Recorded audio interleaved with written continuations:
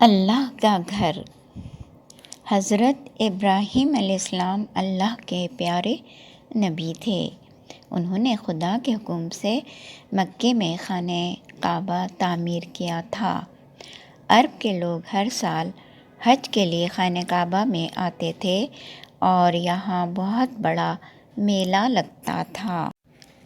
خانہ کعبہ کا انتظام عرب کے قبیلے قریش کے ہاتھ میں تھا، اس لیے تمام قبیلے قریش کو عزت کی نگاہ سے دیکھتے تھے۔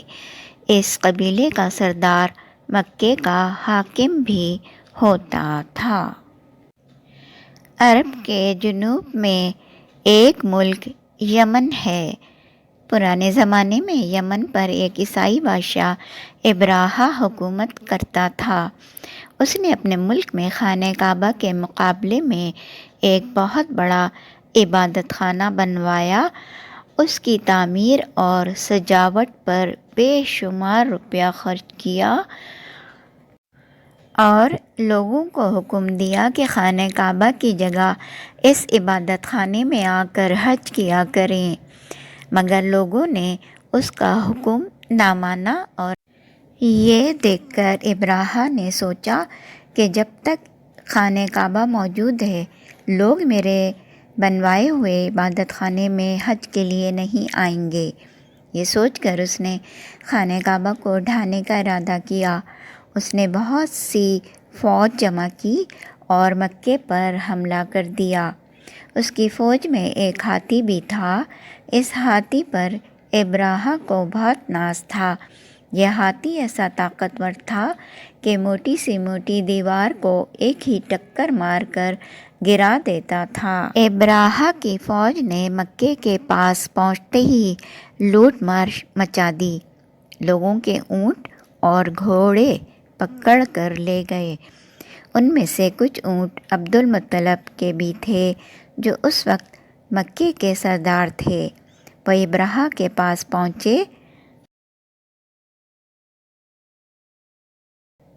ابراہہ بڑی شان کے ساتھ اپنے خیمے میں بیٹھا تھا۔ انہیں دیکھ کر کہنے لگا، کیوں آئے ہو؟ عبد المطلب نے کہا، آپ کے سپاہی میرے اونٹ پکڑ لائے ہیں۔ میں اس لیے آیا ہوں کہ آپ میرے اونٹ واپس دلوا دیں۔ ابراہہ یہ سن کر بڑا حیران ہوا اور بولا، تمہیں معلوم ہے میں تمہارے خانہ کعبہ کو ڈھانے کے ارادے سے یہاں آیا ہوں۔ تم مکے کے سردار ہو اور خانہ کعبہ کی حفاظت بھی تمہارے سپرد ہے۔ پھر کتنی حیرانی کی بات ہے کہ تمہیں خانہ کعبہ کی فکر تو ہوئی نہیں، اپنے اونٹوں کی فکر پڑ گئی۔ یہ سن کر عبد المطلب نے جواب دیا، خانہ کعبہ میرا نہیں، خدا کا گھر ہے۔ مجھے اونٹوں کی فکر اس لیے ہے کہ وہ میرے ہیں۔ جو خانہ کعبہ کا مالک ہے وہ اس کی حفاظت کی فکر آپ کرے گا۔ ابراہہ نفرت اور حقارت سے ہنسنے لگا اور پھر اپنے سپاہیوں کو عبد المطلب کے اونٹ واپس کرنے کا حکم دیا۔ عبد المطلب اپنے اونٹ لے کر گھر واپس آ گئے۔ ابراہہ کے لشکر کا مقابلہ کرنا مکے والوں کی بس کی بات نہیں تھی۔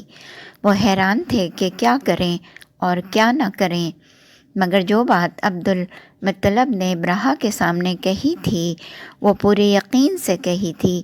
وہ جانتے تھے کہ خانہ کعبہ اللہ کا گھر ہے اور اللہ اس کی حفاظت کا کوئی نہ کوئی بندوبست ضرور کرے گا۔ جب ابراہہ کا لشکر خانہ کعبہ کی طرف بڑھا تو عبد المطلب مکے کے لوگوں کو ساتھ لے کر خانہ کعبہ کے پاس ایک پہاڑی کے پیچھے چھپ گئے اور دیکھنے لگے کہ غیب سے کیا ظاہر ہوتا ہے۔ ابراہہ نے اپنے بھاری بھرکم ہاتھی پر سوار آگے آگے چلنا شروع کر دیا اور پیچھے اس کی فوج تھی۔ وہ غرور کا پتلا یہ سمجھ رہا تھا کہ اب دنیا کی کوئی طاقت مجھے خانہ کعبہ کو ڈھانے سے نہیں روک سکتی، مگر جب ہاتھی خانہ کعبہ کے قریب پہنچا تو رک گیا اور اس نے آگے بڑھنے سے انکار کر دیا۔ ابراہ نے بہت کوشش کی مگر ہاتھی نے ایک قدم بھی آگے نہ بڑھایا۔ ایسا معلوم ہوتا تھا جیسے زمین نے ہاتھی کے پاؤں پکڑ لیے ہیں۔ عین اس وقت آسمان پر ابابیلوں کے جھنڈ دکھائی دیے۔ ہر ابابیل نے 3 کنکریاں اٹھائی ہوئی تھیں، ایک کنکری چونچ میں اور ایک پنجے میں۔ ابابیلوں نے یہ کنکریاں ابراہ اور اس کے لشکر پر برسائیں، جس سے ابراہ، اس کا ہاتھی اور تمام فوج ہلاک ہو گئی۔ اس طرح عبدالمطلب کی یہ بات سچ ہوئی کہ خانہ کعبہ اللہ کا گھر ہے اور وہی اس کی حفاظت کرے گا۔